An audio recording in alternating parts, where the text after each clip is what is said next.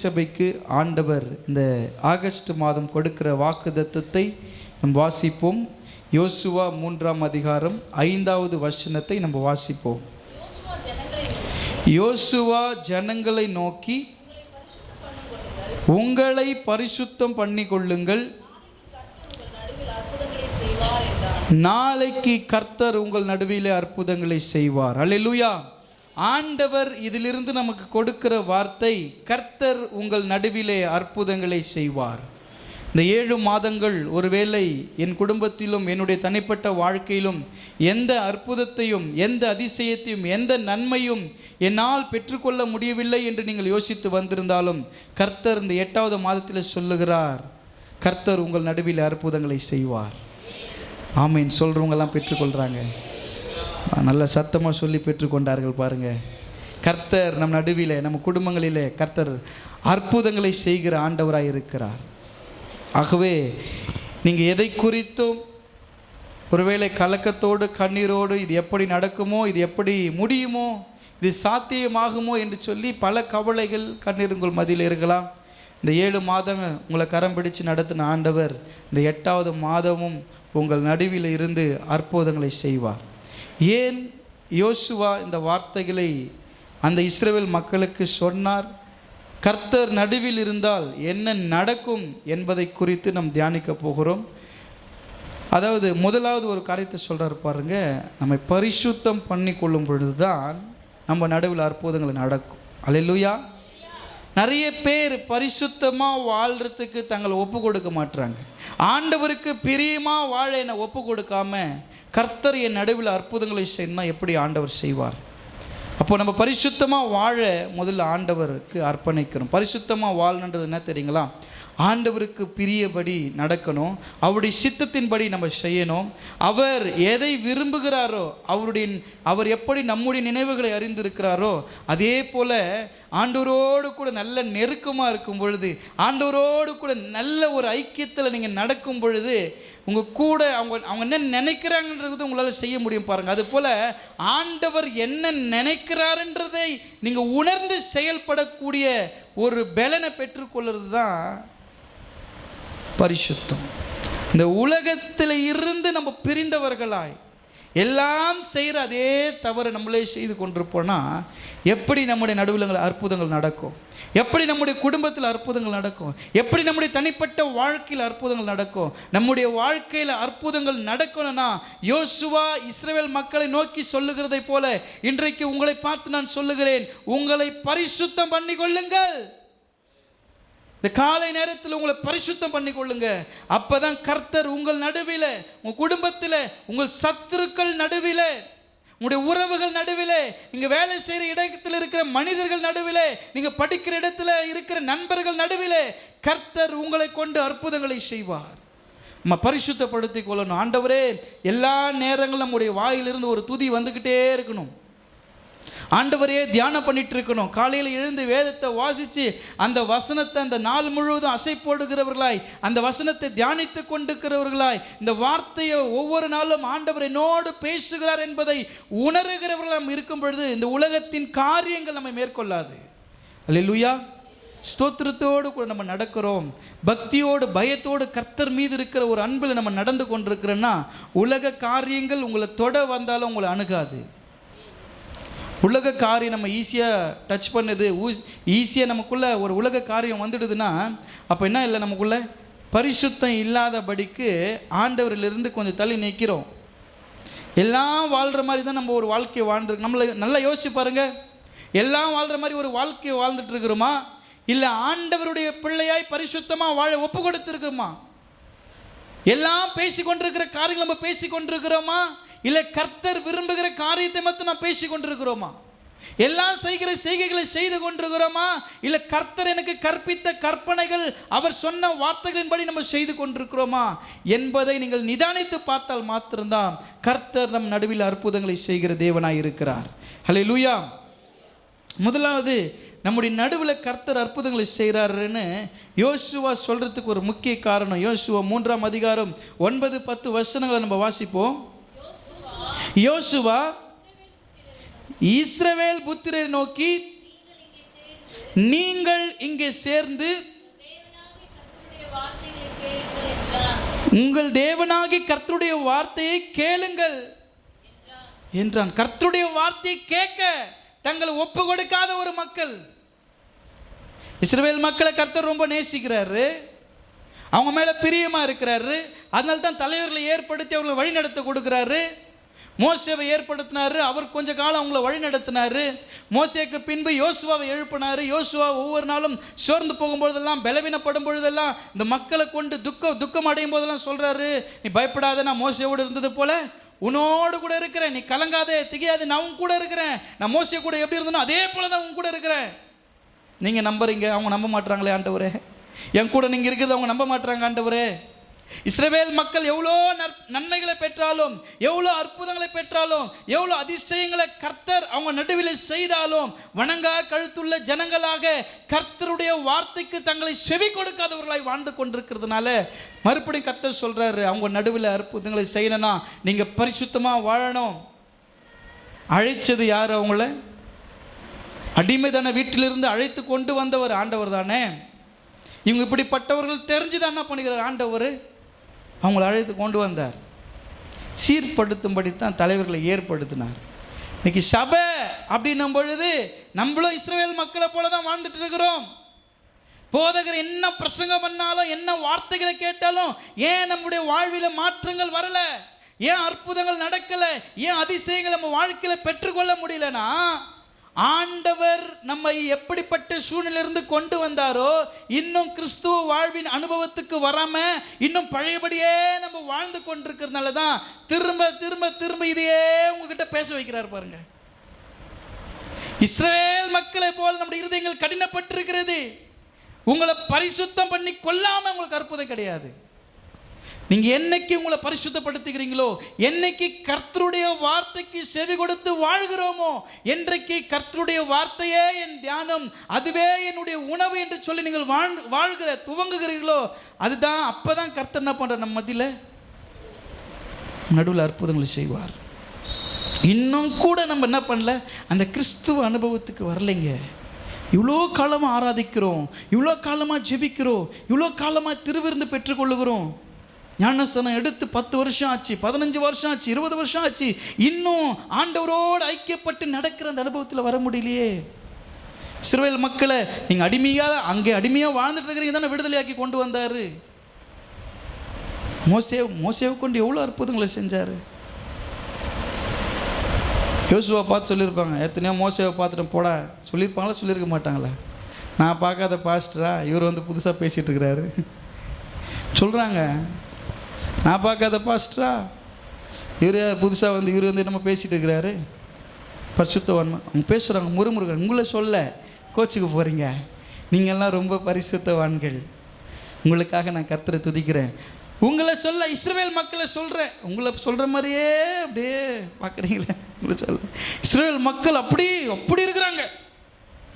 நான் மோசையெல்லாம் பார்த்துட்டோம், ஏன்னா புதுசாக வந்து என்ன சொல்லிட்டு இருக்கிற, மோசே நடத்துகிற அளவுக்கு நீ நடத்திட போகிறீங்களே. மோசே எங்களை நடத்தலை, ஏன்னா அங்கே கூப்பிட்டு வந்து எங்களை பாளையை வச்சு நடத்திட்டு இருக்கிற. மோசே எங்களை எப்படி தெரியுமா நடத்தினாரு? 40 வருஷம் வனாந்தரத்தில் நடத்தினாரு, கடலெல்லாம் பழந்து கூட்டின்னு வந்தார். அவர் பண்ணாத அற்புதத்தை பண்ணிக்கிறார்ல, மாறணும்ல, மாறாமல் அப்படியே தானே இருக்கிறீங்க. நான் பார்க்காத ஆளா, நான் பேசாத ஆளா, இவங்க அப்படியே சொல்லிட்டு இருக்கிறாங்க. இவ்வளோ காலமாக ஆயிடுச்சு, மோசேவும் போட்டார், என்ன வேற நீங்கள் சூஸ் பண்ணி நிறுத்திட்டுக்கிறீங்க ஆண்டவரே. நீங்கள் பேச சொல்கிறதா நான் பேசுகிறேன். அவங்களுக்கு சொல்கிறாரு பாருங்க, நீங்கள் என்ன பண்ணுங்க, கர்த்தருடைய உங்கள் தேவனாகிய கர்த்தருடைய வார்த்தையை கேளுங்கள். இப்போ அந்த மக்கள், இஸ்ரவேல் மக்கள் என்னதான் இப்போ பாருங்கள், நேரடியாக ஆண்டவர் உங்ககிட்ட பேச முடியல பாருங்கள் அந்த நாட்களில். இப்போ ஆண்டவர் நேரடியாக நம்மக்கிட்ட பேசுவார். என்கிட்ட சொல்லி உங்ககிட்ட சொல்ல வைக்க மாட்டார், டைரெக்டாக உங்ககிட்ட கூட சொல்லுவார். நீங்கள் பரிசுத்தமாக வாழும்பொழுது அவர்கிட்ட அவர் சத்தத்தை கேட்கலாம், அவர்கிட்ட பேசலாம். அந்த அனுபவத்தில் நிறைய பேர் எழுந்துட்டுருக்குறோம் இப்போது இல்லை. நம்ம நல்ல ஸ்பிரிச்சுவல் லைஃப்பில் நல்ல க்ரோத் ஆகிற நிலைமையில் சில நேரத்தில் என்ன பண்ணுறோன்னா மறுபடியும் பின்மாற்றமாக ஜெபம் குறைஞ்சி போச்சு, வேத வாசிப்பு குறைஞ்சி போச்சு, துதிக்கிறது குறைஞ்சி போச்சு. அப்படியே பேசிக்கிட்டு இருப்போம், ஆண்டவர்கிட்ட சமைக்கும் போது பேசிக்கிட்டு இருப்போம், அப்படி தானாக சிரிப்போம். அப்படிலாம் இருந்த ஒரு சூழ்நிலாம் போயிட்டு இப்போ எப்போ பார்த்தாலும் மூஞ்சி உருன்னே இருக்குது. நீங்கள் உக்காந்து யோசிச்சு பாருங்கள், சரி எப்படிலாம் இருந்தல ஆண்டவர் கூட. நீங்கள் நினைக்கிற மாதிரி ஆண்டு நினைப்பார், என் பிள்ளை எப்படிலாம் இருந்துச்சு இல்லையா என் கூட. திரும்ப அந்த அனுபவத்துக்கு வருமான்ற ஒரு எதிர்பார்ப்போடு தான் சொல்கிறாரு. வார்த்தைகளை கேளுங்கன்னு சொல்கிறாரு. என்ன வார்த்தை கர்த்தர் சொல்கிறாரு பாருங்க. பின்பு யோசுவா ஜீவனுள்ள தேவன். நம்ம வாழ்க்கையில் ஜீவனுள்ள தேவன் நம்முடைய நடுவில் இருந்தால் மட்டும்தான் என்ன நடக்கும். நம்ம மதியில் நம்ம நடுவில் நிறைய பேர், நம்ம நடுவிலே இப்பொழுது இவர் இருக்கிறார் என்ன பண்ணுவார், இருப்பார், கை தட்டுவோம், வாழ்க அப்படின்னா அவர் கூடுவார், அவ்வளோதான். முடிஞ்சிச்சு. ஆளுக்கு ஒரு பேக் கொடுத்தாங்களா, கிளம்பினே இருக்கணும். வந்திருக்கிறார், நம்ம நடுவில் அவர் இருக்கிறார், நடுவில் இருக்கிறார். அவங்களாம் இருப்பாங்க, போயிடுவாங்க. ஆனால் ஆண்டவர் நம்ம நடுவில் இருக்கணும். ஆண்டவர் என் குடும்பத்தில் இருக்கணும். என் குடும்பத்தின் நடுவில் யார் இருக்கணும்? ஆண்டவர். யாருங்க இப்போ ஒரு குரூப் ஃபோட்டோ எடுக்கிறாங்க, பாஸ்டர் எங்கே நிற்க வைப்பாங்க? ஐயா அம்மாவை கனப்படுத்தணுங்க, நடுவில் சேர் போட்டு நம்ம எல்லாம் அப்படியே நிற்கணும் அப்படின்னு சொல்லுவாங்க, பார்த்துக்கிறீங்களா? அப்போது ஒருத்தருக்கு கனப்படுத்துகிறோம், ஒருத்தர் முக்கியப்படுத்துகிறோன்னா அவங்கள எங்கே நிற்க வைக்கிறோம்? நீங்கள் இங்கே நில்லுங்க, இங்கே நில்லுங்க, சென்டரில் நில்லுங்க, அங்கே ஒருத்தர், இங்கே ஒருத்தர், நீங்கள் நில்லுங்க ஐயா, இங்கே நில்லுங்கம்மா, கனப்படுத்துறது. அப்போது நம்ம வாழ்க்கையில் நம்ம நடுவில், நம்ம குடும்பத்தின் அப்படி நடுவில் ஆண்டவர் இருந்தால் தான் நம்ம சரீரத்தில் பாருங்கள், நடு முதுகெலும்பு முக்கியம். இல்லைன்னா குனி தான், இப்படி தான் போனவே. யோசிச்சு பாருங்க, முதுகெலும்பு தான் நம்மளுக்கு என்ன பண்ணுது, அப்படி இப்படி வீராப்பா போகிறதுக்கு என்ன காரணம்? எலும்பு நல்லா இருக்குது. உடச்சி விட்டார் என்ன பண்ண முடியும்? இப்படி தான் பாருங்கள், நேராக நிற்க வச்சுக்கிறார் பாருங்கள். எப்படி ஒரு மனித உடல் நேராக அவங்க நல்ல ஒரு நேராக நிற்பதற்கு ஸ்டெடியாக இருக்கிறாங்கன்றதுக்கு என்னது, முதுகு எலும்பு தான் என்ன பண்ணுது, நம்மளை தாங்குது. அது எப்படி நடுவாக நம்ம ஒரு மனுஷனை தாங்குதோ, என் வாழ்க்கையில் என் குடும்பத்தில் ஆண்டவர் முதுகெலும்பாக இருக்கணுங்க. அல்லேலூயா. அப்படி இருந்தால் அற்புதங்கள் நடக்கும். இந்த மக்கள் ஆண்டவருடைய பயத்திலிருந்து விலகி போகிறாங்க, கீழ்ப்படியாமல் போகிறாங்க, சத்தத்தை கேட்குறாங்க. பிரச்சனை வரும்போது ஆண்டவரை பார்க்குறாங்க, பிரச்சனை இல்லைன்னும் போது ஓடி போடுறாங்க. இப்படியே தான் வாழ்ந்துட்டு நம்ம எப்படி இருக்கிறோம்? தேவைக்கு வரோம், தேவை முடிஞ்சிச்சுன்னா வரமாட்டோம், தேவைக்கு வரோம், தேவை முடிஞ்சிச்சுன்னா வரமாட்டோம். இப்படி இருந்தால் இப்போ இஸ்ரவேலருக்கும் நம்மளுக்கும் பெரிய வித்தியாசம் ஒன்றும் இல்லைங்களே.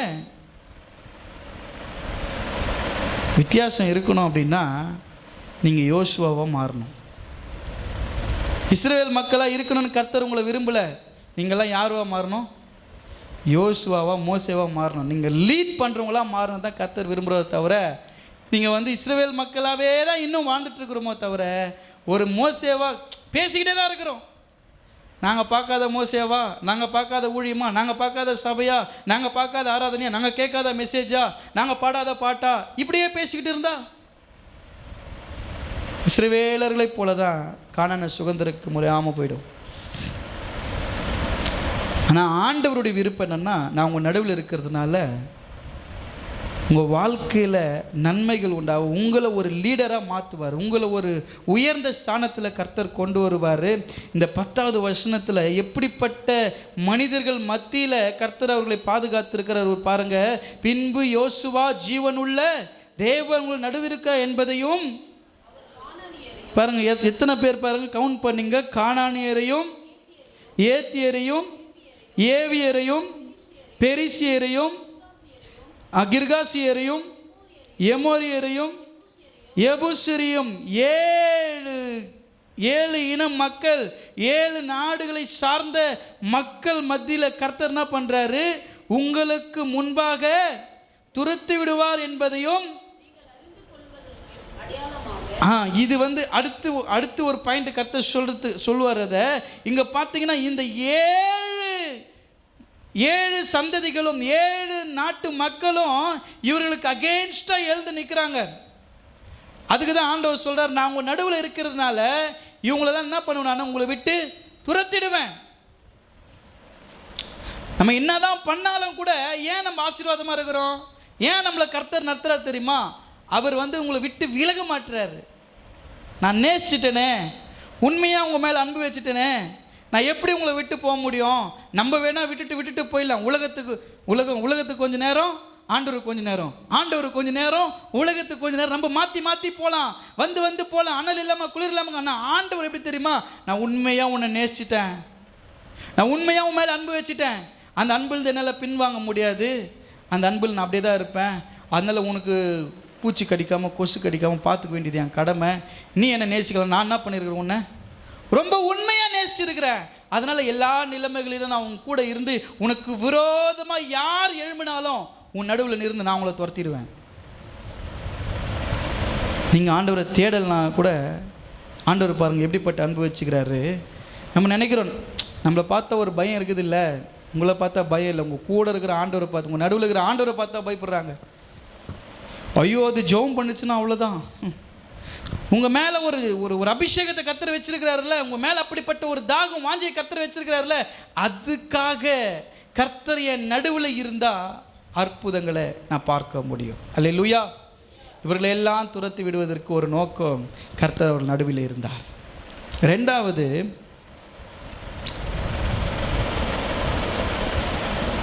யோசுவா 3ஆம் அதிகாரம் நம்ம வாசித்து பார்க்கும்பொழுது, கர்த்தர் உன்னோடு இருக்கிறார் என்பதை இஸ்ரவேலர் என்ன பண்ணுவாங்க, நம்பாமல் இருந்தாங்க. ஆனால் உன்னோடு இருக்கிறவர் யார் என்பதை உன்னோடு இருக்கிறவர்கள் அறிந்து கொள்ள கர்த்தர் செய்வார். அல்லேலூயா. நிறைய நேரத்தில் நம்ம கூட இருக்கிறவங்க யாருன்னு யாருக்குமே நம்மளை அடையாளம் கண்டுபிடிக்க முடியலை. ஆண்டவர் நம்ம கூட இருக்கிறாரா இல்லையா நம்மளுக்கு தெரியல. இங்க பாருங்க, உன்னோடு இருக்கிறார் என்பதை இஸ்ரவேலை எல்லோரும் அறியும்படிக்கு, யோசுவாவோட கூட ஆண்டவர் இருக்கிறார் என்பதை இஸ்ரவேல் எல்லாரும் அறியணும். அதுக்கு ஒரு அடையாளம் வேணும். ஏன்னா இஸ்ரவேலியர் நம்ப மாட்டுறாங்க. மோசே பண்ணாரு, மோசே செஞ்சாரு, மோசே கதையை பேசிட்டு இருக்கிறாங்களே தவிர இப்போ கர்த்தர் என்ன வழிநடத்துக்கு அனுப்பியிருக்கிறாருன்னும் போது அற்புதங்களை பார்த்தாலும் கூட, ஆண்டவர் எனக்கு ஒரு அடையாளத்தை கொடுங்க, ஆண்டவரே எனக்கு ஒரு ஸ்தானத்தை கொடுங்க. இஸ்ரவேலர்கள் நம்பும்படியாக. சொந்த ஜனம் நம்ப மாட்டாங்கல்ல. நிறைய நேரத்தில் நம்ம குடும்பத்தில் இருக்கிறவங்க நம்மளை நம்ப மாட்டாங்க. கணவர் நம்ப மாட்டார், மனைவி நம்பாது, பிள்ளைங்க நம்பாது, அம்மா நம்ப மாட்டாங்க, அப்பா நம்ப மாட்டாங்க, என்னை யாரும் நம்ப மாட்டாங்க அந்த உலகத்தில். ஏன்னா அவ்வளோ பொய் பேசி வச்சுக்கிறோம். ஆமாம் தானேங்க, அது வாய் தந்தாலே பொய் சொல்ல, என்னத்தை நம்புறது நான் அப்படின்ற அளவுக்கு நம்ம நம்பிக்கையை இழக்கிற அளவுக்கு நம்ம நடத்த இருந்திருக்குது. அதனால் நம்ம நம்ப மாட்டுறாங்க. ஆனால் இங்கே அவர் உண்மையாக இருக்கிறார். மோசேவோடு கூட இருந்து அவர் எப்படியெல்லாம் ஜெபம் பண்ணுறாரு, எப்படியெல்லாம் ஆண்டுகிட்ட போய் பேசிட்டு வர்றாரு. அதனால தான் கூடவே வச்சுருந்தார், எல்லா காரியத்தையும் கற்றுக்கிட்டாரு. அவர் இல்லைன்ற சூழ்நிலை இவரை நடத்துறதுக்கு கர்த்தர் முன்னே கொண்டு வந்து நிறுத்துறாரு. ஆனால் அந்த மக்கள் என்ன பண்ண மாட்டாங்க, மோசே இருந்த இடத்துல நான் யோசுவை வச்சு பார்க்க முடியல. யோசுவா சொல்கிறார், நான் சொல்கிறத நம்பணும்னா முதல்ல அவங்க என்ன நம்பணும் ஆண்டவரே, நான் சொல்கிறத அவங்க நம்பவே மாட்டுறாங்களே. நான் உங்ககிட்ட போய் நிற்கணும்னா எனக்கு ஒரு அடையாளத்தை கொடுங்க, நான் உங்ககிட்ட போய் பேசணும்னா நீங்கள் என் கூட இருக்கிறத இஸ்ரவேலர் பார்க்கணும். அதுபோல தான் உங்கள் கூட கர்த்தர் இருக்கிறத உலகம் காணும். அல்லேலூயா. உங்கள் கூட இருக்கிறத கர்த்தர் காண செய்வார். 11-12 வசனங்களை நம்ம வாசிப்போம்.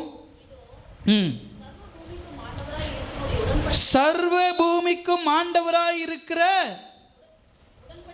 உடன்படிக்கை பெட்டி உங்களுக்கு முன்னே யோர்தானிலே போகிறது. இப்பொழுதும் இஸ்ரவேலர் கோத்திரங்களிலே 12 பேரை ஒவ்வொரு கோத்திரங்களுக்கும் ஒவ்வொருவராக பிரித்தெடுங்கள். சம்பவிப்பது என்னவென்றால், சர்வ பூமிக்கும் ஆண்டவராகிய கர்த்தரின் பெட்டி சுமக்கிற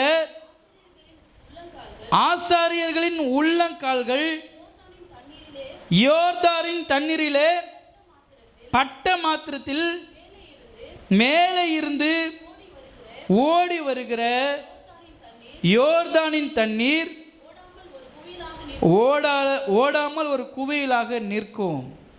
இப்போ ஆண்டவரே, இந்த இஸ்ரவேலர் மக்கள் என்னோடு கூட நீ இருக்கிறது நம்பல, என்கிட்ட நீங்கள் என்னோட கூட ஒரு அடையாளத்தை நீங்கள் கொடுத்தீங்கன்னா, ஒரு அற்புதத்தை நீங்கள் செஞ்சீங்கன்னா அந்த மக்கள் என்னை நம்புவாங்க அப்படின்னும் பொழுது ஆண்டவர் சொல்கிறாரு, இஸ்ரவேல் கோத்திரத்தில் இந்த 12 கோத்திரங்களை தனித்தனியாக பிரித்து ஆட்களை நியமித்து அந்த உடன்படிக்கை பெட்டி சுமந்து கொண்டு போகிறவர்கள் யோர்தான் நதியில் மேலிருந்து வருகிற தண்ணி.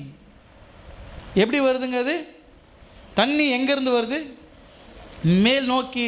எப்பவுமே இப்படி தானே வருது தண்ணி, இப்படி தானே வந்துட்டு இருக்குது. மலையிலிருந்து ஊற்றுற அருவி எப்படி ஊற்றும்? இப்படி தானே ஊற்றும். ஆனால் இந்த யோர்தான் நதியிலேருந்து மேல் நோக்கி வருகிற தண்ணீரை இந்த கோத்திரத்தின் பிள்ளைகள் உடன்பட்டிக்கு அந்த பெட்டியை சுமந்து போகிறவர்கள் நீங்கள் முன்னாடி போங்க, அவர்களிருந்து 12 முழ தூரத்துக்கு நீங்கள் பின்னாடி போகணும். அந்த குறிப்பிட்ட மக்கள் மட்டும்தான் என்ன பண்ணணும், அதை அந்த பெட்டியை சுமந்து கொண்டு போகணும். 12 முழ தூரம் நீங்கள் என்ன பண்ணணும், அவங்க பின்னாடி போங்க. அவங்க முன்னாடி போய் கால் வைக்கும் பொழுது யோர்தான் நதியின் நீர் மேல் நோக்கி வருகிற நீர் குவியலாக அப்படியே நிற்கும். அப்போ வெட்டாந்தரையாக மாறும். அதன் வழியாக நீங்கள் எல்லாம் கடந்து போன பிறகு அவங்க பெட்டியை தூக்கி கொண்டு உங்கள் பின்னாடி வரும் பொழுது மறுபடியும் அது குவியலாக சேர்ந்துடும். இது அடையாளத்தை கர்த்தர் கொடுக்கிறார். இது சொல்லும் பொழுது ஒரு வேளை அந்த மக்கள் யோசுவாவை நம்பியிருப்பார்களா என்று கேட்டால் அவர் சொல்கிறது எதுவுமே இவங்க கேட்கலல்ல. ஆனால் கர்த்தர் பாருங்கள், யோசுவாவை அவர்கள் மத்தியில் ஆண்டவரோடு கூட இருக்கிறார் என்பதை கர்த்தர் அதை அடையாளப்படுத்துகிறார். 16வது வசனத்தில் 15 வாசிப்புமே. அறுப்பு காலம் முழுவதும் எங்க கொஞ்சம் தண்ணி இல்லைங்க. நிறைய பேர் நினைப்போம் அதுனா பெரிய தண்ணியும் கொஞ்சமாக வந்திருக்கும் பொழுது, கால் நினைக்கிற அளவுக்கு தான் தண்ணி இருக்கும், அதனால் எல்லாத்தையும் ஒரே பக்கமாக சேர்த்து சும்மா அணை போட்டால் கொடுத்து தண்ணி அப்படியே நிற்கிது, அப்படி யோசிச்சிருப்போம். ஆனால் இங்கே பாருங்கள் என்ன அடையாளம்னா, யோர்தான் அறுப்பு காலம் முழுவதும் கரை புரண்டுனா, நம்ம இங்கே இந்த கல்லாறில் தண்ணி முழுக்க நிறைஞ்சி ரோட்டுக்கு மேலே வெள்ளம் 2 பக்கம் பேரிகேட்டர் போட்டு போக முடியாத அளவுக்கு கரை புரண்டுனா கரை தாண்டி போகிற ஒரு பெரிய அப்படிப்பட்ட ஒரு நாட்களில் தான் இங்கே அந்த காரை நடக்குது. பெட்டியை சுமக்கிற ஆசாரிகளின் கால் தண்ணீருக்குள்ள கூட இல்லை, தண்ணீரின் ஓரத்தில் பட்டவுடனே மேலிருந்து ஓடி வருகிற தண்ணீர் நின்று சாத்தானுக்கு அடுத்த ஆதாம் ஊர் வரைக்கும் பாருங்க. ஒரு இடத்துல மாத்திரம் அல்ல, அவர்கள் போய் சேரும் எல்லாம் மட்டுமா அவர்கள் எங்க அவங்க அந்த ஓரத்தை தான் தொட்டாங்க. அந்த கரையின் ஓரத்தில் தான் கால் வைத்த உடனே தண்ணீர் குவியலாய் நின்று ஆதாம் தேசம் மட்டுமாக வெட்டாந்தரையாய் இருந்தது. மக்கள் அது வழியாய் கடந்து போனார்கள். அங்கே இருக்கிறவர்கள்லாம் தெரிந்து கொண்டாங்க, ஆமாப்பா யோசுவா கூட ஆண்டவர் இருக்கிறாரு. இதே போல தான் நீங்கள் வேலை செய்கிற இடத்துல உங்கள் கூட ஆண்டவர் இருக்கிறார் என்பதை அறிந்து கொள்வார்கள்.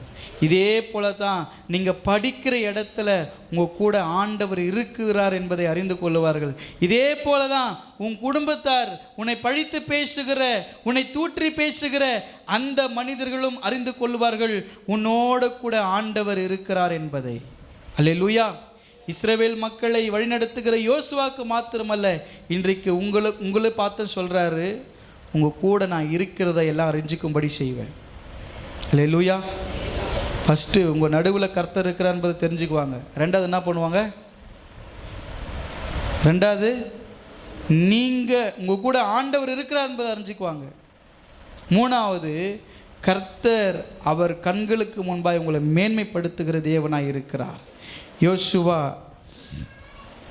ஆண்டவர் அவளுக்கு வாக்குத்தத்தம் கொடுக்கும் பொழுது அவருடைய கண்களுக்கு முன்னாக உன்னை மேன்மைப்படுத்தும். 7வது வசனத்தில் நம்ம வாசிக்கிறோன்னா, கர்த்தர் யோசுவாவை நோக்கி, நான் மோசேவோடு இருந்தது போல உன்னோடு இருக்கிறேன் என்பதையும் இஸ்ரவேல் எல்லோரும் அறியும்படிக்கு, அவங்களை அறியும்படிக்கு, இஸ்ரவேல் எல்லாம் அறியும்படி தான் நீங்கள் யாருன்னு அறிந்து கொள்ளும்படி கர்த்தர் உங்க கூட இருக்கிறாரு. மூணாவது கர்த்தர் அவர்களுக்கு முன்பாய் உன்னை உன்னை மேன்மைப்படுத்துவேன். நீ நீ பயப்படாத. வெக்கப்பட்டுருவேன் பயப்படுறியா? அவங்க முன்னாடி தான் உன்னை மேன்மைப்படுத்துவேன்.